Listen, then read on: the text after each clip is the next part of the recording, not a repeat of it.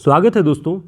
आज की इस क्लास में हम आधुनिक हिंदी कविता से जुड़े हुए बहुत ही महत्वपूर्ण प्रश्नों को पढ़ेंगे और साथ ही उनके महत्वपूर्ण तथ्यों को भी जो उनसे जुड़े हुए हैं, एक प्रश्न के बहाने कई प्रश्नों को देखेंगे। तो शुरुआत करने से पहले चैनल को सब्सक्राइब कर लीजिए, वीडियो को लाइक कर दीजिएगा और हमारे टेलीग्राम और व्हाट्सएप ग्रुप का लिंक आपको मिल जाएगा डिस्क्रिप्शन बॉक्स में, उसे ज्वाइन कर लीजिए। पहला प्रश्न है, मुक्तिबोध की कविता में प्रयोगवाद और प्रगतिवाद का रासायनिक मिश्रण है। प्रयोगवाद और प्रगतिवाद का रासायनिक मिश्रण है मुक्तिबोध की कविता में। यह कथन किस आलोचक का है? ऑप्शन है बच्चन सिंह, रामविलास शर्मा, विजयदेव नारायण शाही, नंदुलारे वाजपेयी। तो बताएं इसका सही उत्तर क्या होगा? इसका जो सही उत्तर है वह है बच्चन सिंह। मुक्तिबोध के बारे में लिखते हुए बच्चन सिंह कहते हैं कि उनकी कविता में प्रयोगवाद और प्रगतिवाद का रासायनिक मिश्रण है। तो यह एक यूनिक प्रश्न है।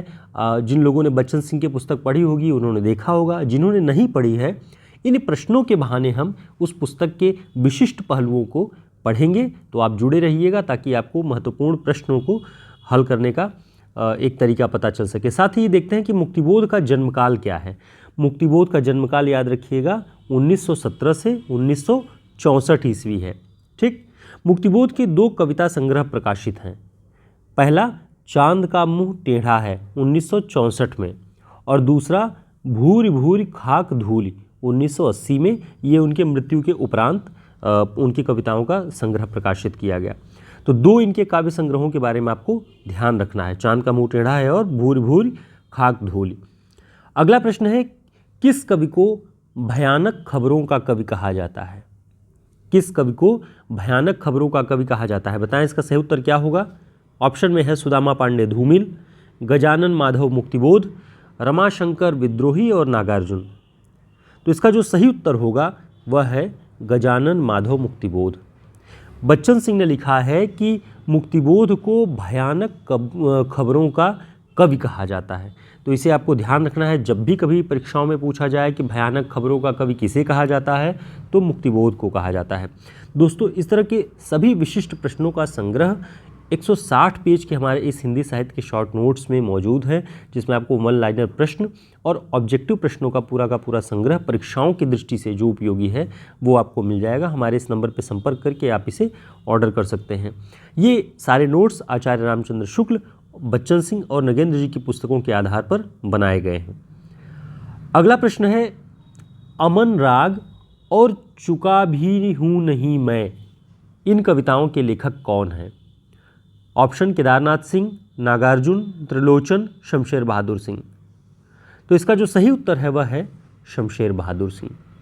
अमन राग और चुका भी हूँ नहीं मैं, ये कविताएं शमशेर बहादुर सिंह की हैं और इसके बारे में विशिष्ट बातें हम देख लेते हैं एक प्रश्न के बहाने कई प्रश्नों को तैयार करने की श्रृंखला में, कि अमन राग प्रगतिवादी संस्कारों से संबद्ध एक लंबी कविता है।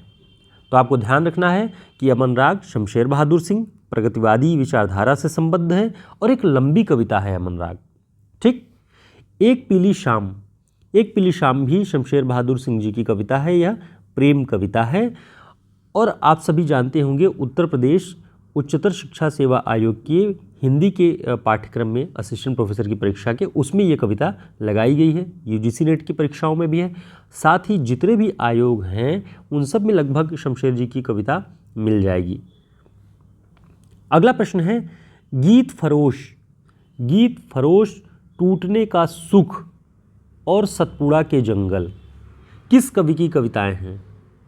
ऑप्शन शमशेर बहादुर सिंह, भवानी प्रसाद मिश्र, धर्मवीर भारती, अज्ञेय। इनमें से किसी एक कविता के बारे में भी आपको पता होगा तो आप इसके कवि के बारे में जान सकते हैं। तो इसका सही उत्तर है भवानी प्रसाद मिश्र। गीत फरोश बहुत चर्चित कविता है इनकी।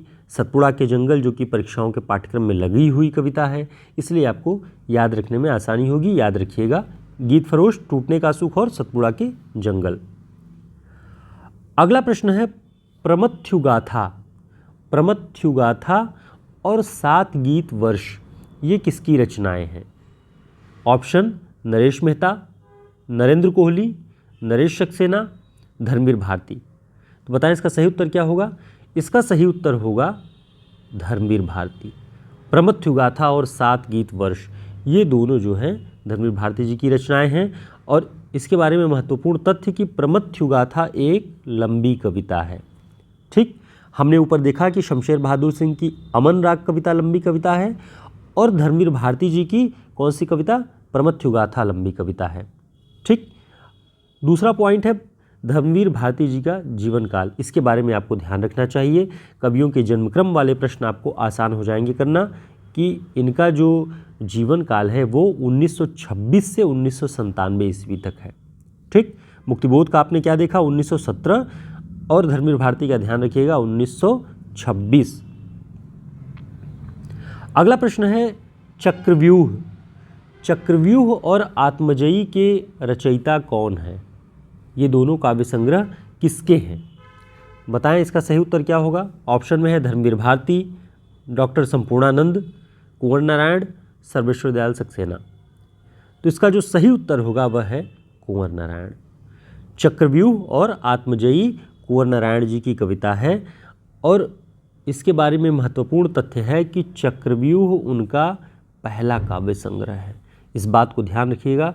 कुंवर नारायण जी की कविता चक्रव्यूह बहुत प्रसिद्ध है। आत्मजयी, जिसमें नचिकेता के मिथकों को इस्तेमाल करके इस कविता का प्रयोग किया गया है। तो कभी कभी अभी हाल ही में 1-2 परीक्षाओं में पूछा गया कि कुंवर नारायण की किस कविता में नचिकेता का प्रसंग आता है, तो आत्मजयी में नचिकेता का प्रसंग आता है। नचिकेता को आधार करके इस पूरे प्रबंध को लिखा गया है। ठीक, उम्मीद है आपके लिए ये सारे प्रश्न काफ़ी महत्वपूर्ण होंगे। आप इन्हें तैयार कर लीजिएगा और जब भी आप कोई एक प्रश्न तैयार करें तो उसके आसपास बनने वाले या उससे जुड़े हुए कई अन्य तथ्यों को भी आप तैयार कर लेंगे तो आपके लिए तैयारी आसान हो जाएगी। और दोस्तों, हमारा प्रयास है कि हम आपके लिए प्रामाणिक पुस्तकों से ही प्रश्नों को लेकर के आएँ। आजकल जो परीक्षाओं का पैटर्न बदला हुआ है उनमें प्रामाणिक पुस्तकों से और नए प्रश्नों को बनाने की जो एक प्रविधि इस्तेमाल की गई है उससे प्रतियोगियों में एक भय भी है कि अब जो ऑब्जेक्टिव टाइप के क्वेश्चंस जो सरस्वती पांडे की पुस्तक हो गई या किसी अन्य तरीके की वन लाइनर क्वेश्चंस वाली जो पुस्तकें हैं वो सभी काम नहीं कर रही क्योंकि कुछ नए प्रश्न पूछे जा रहे हैं। इसके लिए हमने बस प्रयास किया है आपके लिए कि हम प्रामाणिक पुस्तकों के आधार पे आपको नोट्स भी दे सकें और ये क्लासेस हमारी उन्हीं आधार पर चलें। उम्मीद है आपको हमारा प्रयास सार्थक लगता होगा। आपकी राय क्या है, हमारी क्लासेस कैसी लगती हैं, आप कमेंट करके ज़रूर बताएं ताकि हम अगली कक्षाओं में इन सभी चीज़ों में सुधार कर सकें और कुछ और बेहतर कर सकें आपके लिए। फिर मिलते हैं एक नए वीडियो में, तब तक के लिए नमस्कार, शुभकामनाएं।